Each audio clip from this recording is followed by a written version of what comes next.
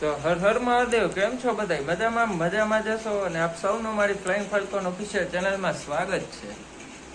અને બધાએ જમી જ લીધું હશે જો કે, એટલે હું પૂછતો નથી, કેમ કે છેલ્લે હું જમી લો ને એટલે મને એમ થાય કે આખા જગતે જમી લીધું જાણે, એટલે આમાં એવું હોય બધું.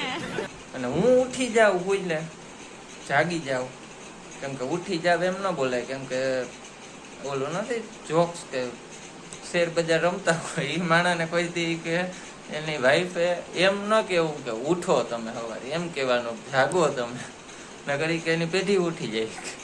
એટલે કાંઈ વાંધો નહીં, એ રાખી આપણે સાઈડમાં. અને હું ટૂંકમાં કહેતો હતો કે હું જાગી જાઉં એટલે મને એમ થાય કે આખી દુનિયા જાગી જાય, કેમ કે છેલ્લે હું હોય. વાંધો નહીં. તો હવે મિત્રો આવી ગઈ છે નોરતા. रहा नहीं जाता, तड़प ही ऐसी है ना. જપો ને કુર્તો ને પહેરીને હાવ તૈયાર કમ્પ્લીટ, કેમ કે હવે પ્રેક્ટિસમાં જવું જોઈએ ને ભાઈ. સવાલ જ નથી ને. તમારો ભાઈ આજે શીખશે હવે બધા સ્ટેપ છે 150 160 સુધીના સ્ટેપ શીખી લેવા, જેટલા આવતા હોય ને એટલા. કેમ કે થાય શું હકીકતે ખબર, હું તમને કહું આજે થાય એવું, આપણે અહીંયાથી 2 સ્ટેપ શીખીને ગયા હોય બરોબર, કે ઘરેથી તૈયાર થઈને અને હરક પદુડા થઈને ગયા હોય કાયો ઘા, કોક બાજુ વાળા બોલાવે ને આપણને કે ભાઈ ઉભા તો રહ્યો, તો આપણે એમ કઈ પછી નિરાતે મળીએ એમ કરીને ભાગ. પણ વાંધો શું હોય? વાંધો ઈ જ પડે ત્યાં જઈને કે આપણે 2 સ્ટેપ શીખા હોય, ત્યાં અડધું રાઉન્ડ આપણે 2 સ્ટેપમાં હજી તો પૂરું થાય ને, અડધું રાઉન્ડ તા તો પાછા એ થઈ જાય 4 સ્ટેપે ચાલુ ને 8 ને 4 ને 32 ને 42 ને અવડા સ્ટેપ કાઢે ક્યાંથી માણા ઈ ખબર નથી પડતી. અને ઈ બધું એ ગોયરું એવડું યાદ રે બહુ કહેવાય યાર. 42 સ્ટેપ યાદ કેદી રાખી લેવા? આમાં અમારે તો શું થાય 2 સ્ટેપ 4 સ્ટેપ 6 સ્ટેપ, એનાથી વિશેષ આપણને પછી કઈ ના આવડે. પછી તો આપણે આપણી ઓકાત માથે જ આવી જાય, મંડીએ ઠેકું મારવા જેમ આવે એમ. અડધું રાઉન્ડ પૂછતો હોય ને તો માણસ પછી બીજું નવું ચાલુ કરે, વધારે સ્ટેપ વધારતા જાય ટૂંકમાં. અને આપણને એમ થાય કે કઈ છે નહીં આમાં, હાઈલું જ રહેવાનું છે, આગળ હાઈલું જ રહેવાનું છે, 1-2 ફરક ખુદેરી ફર લેવાની છે પછી.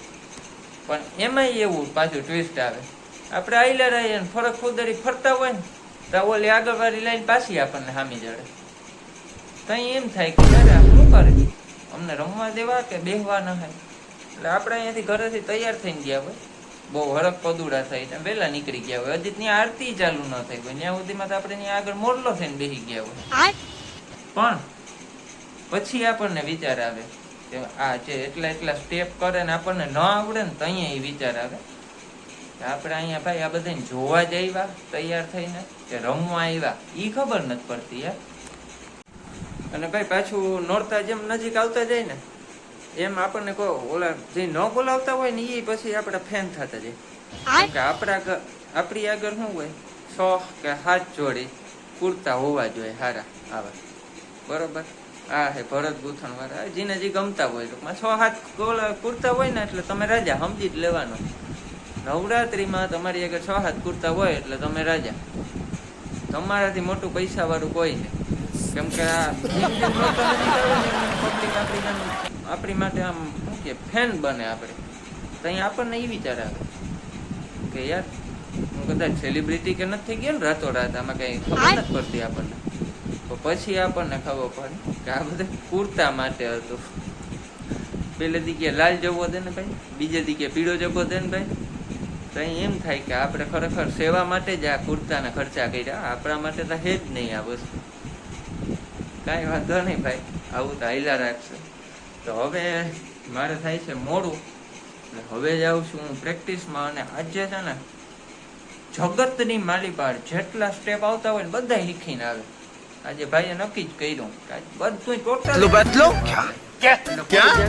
પાછું પડવાનું થતું જ નથી, બાકા ઝીકી જ બોલાવાની રમવામાં. જેમ ઢોલ મંડે વાગવા ડાકલા ને વાગે એટલે એમાં બાકા ઝીકી જ બોલાવી. અત્યારે નક્કી ખબર બધી પડે નથી બરોબર.